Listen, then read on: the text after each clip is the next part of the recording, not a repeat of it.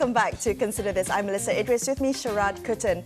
Now, Indonesia's third president from 1998 to 1999, Bakarudin Yusof Habibie, or better known as BJ Habibie, passed away yesterday at the age of 83. Now, joining us on the line to discuss his legacy is Andreas Harsono, who's a researcher with Human Rights Watch in Jakarta. Andreas is also the author of Race, Islam and Power, Ethnic and Religious Violence in Post-Suharto Indonesia. Welcome to the show, Andreas. Thanks for joining us today. Now, at 19 months, BJ Habibie had the shortest presidency in Indonesian history to date. So what do you think he was remembered for the most in that very short tenure? He promoted press freedom in Indonesia. He was the first president who abolished the so-called press licensing system that had been in place for more than 150 years during the Dutch, Japanese occupation, President Sukarno and President Suharto. It was Habibie who said that we don't need the press, the newspaper, to have a license anymore. He also he promoted women's rights. He set up the National Commission on Violence Against Women. He also banned the word non-pribumi and pribumi, or in the Malaysian term, it is non-bumi putra and bumi putra. It was Habibie who banned it. Last but not the least, he also the one that thought that it is better for East Timor to have a referendum, either to join Indonesia or to secede from Indonesia. So those are the practical things that President Habibie did in his only 2 years in power. But of all these good things that he did, the most important, I think, that Habibie did is he left his power smiling, knowing that he lost.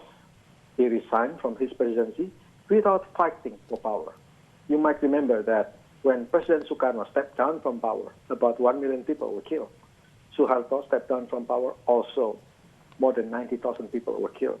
So it was Habibie who started the situation, the fact that you can lose your power and still be happy. And the most important is it is democracy that won, not Habibie, not anyone else, but it was Indonesia democracy that won.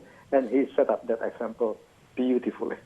Andreas, I want to ask about the contest over this legacy. I mean, is there a general consensus about Habibie's legacy? We had very recently in Dili, in Timor-Leste, inauguration of a bridge in memory of BJ Habibie because of his role in allowing that referendum. But today, in the heightened sense of nationalism, are there people who will look back at that legacy and say he lost a territory, he lost a province because he caved into international pressure, for instance? Is there a contest over his legacy?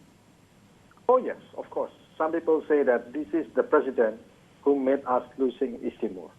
But others say, well, this is the president who became realistic, who understood that East Timor was never recognized by the UN General Assembly as a formal, official, legal part of Indonesia.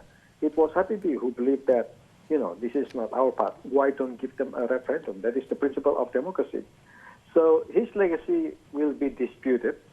Of course, today it is too early to say the final, or more or less the final conclusion about Habibie's legacy. But at least these are the 2 points of view. That on one side, he was the one who is considered losing East Timor, but on the other, he was the one who recognized the principle of democracy, referendum for East Timor. So, Andreas, now, did he have an opportunity to address some of the human rights violations, the many human rights violations of the Suharto era? He did not have time. I think it is not fair to demand Habibie, who had been in power only less than 2 years, to solve all of those problems. Of course, he did not want to prosecute his predecessor, President Suharto. He was trying to avoid that.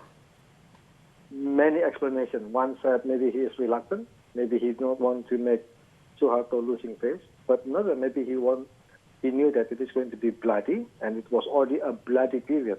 You have to know that between 1998, when Suharto stepped down to power, until 2005, 2006, there were violence all over Indonesia. Some people even say that this is the Balkanization of Indonesia, from Aceh the killing of ethnic Maduris on Borneo Island, Poso violence, the sectarian violence in Ambon, in Ternate, 25 people were killed, Papua, East Timor, the Bali bombing, etc.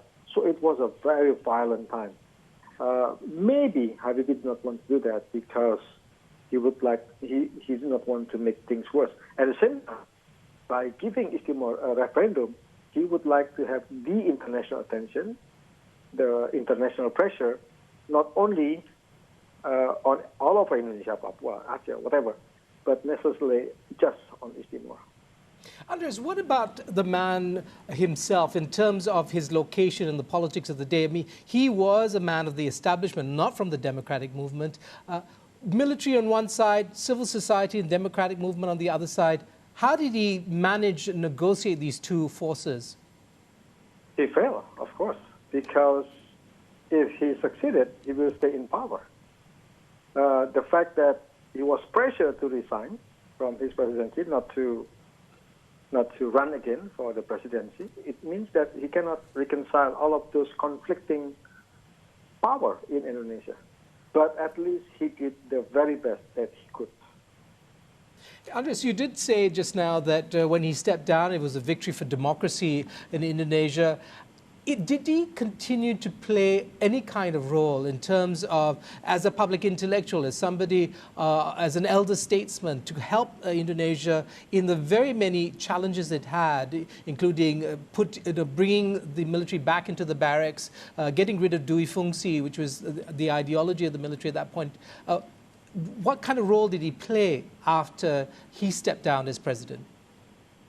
More or less, he stepped back from the limelight. He wrote books.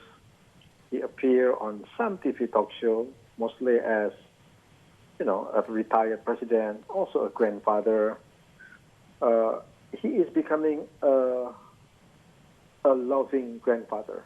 And his love story with his wife, who died earlier, is famous. It turned out that they have a very loving, beautiful marriage. And he wrote poems, he accompanied his wife until she died. And of course, he was broken-hearted. And later, a filmmaker made a story out of his book about his late life, Ainun Habibie. So he is remembered also because of his caring, his love.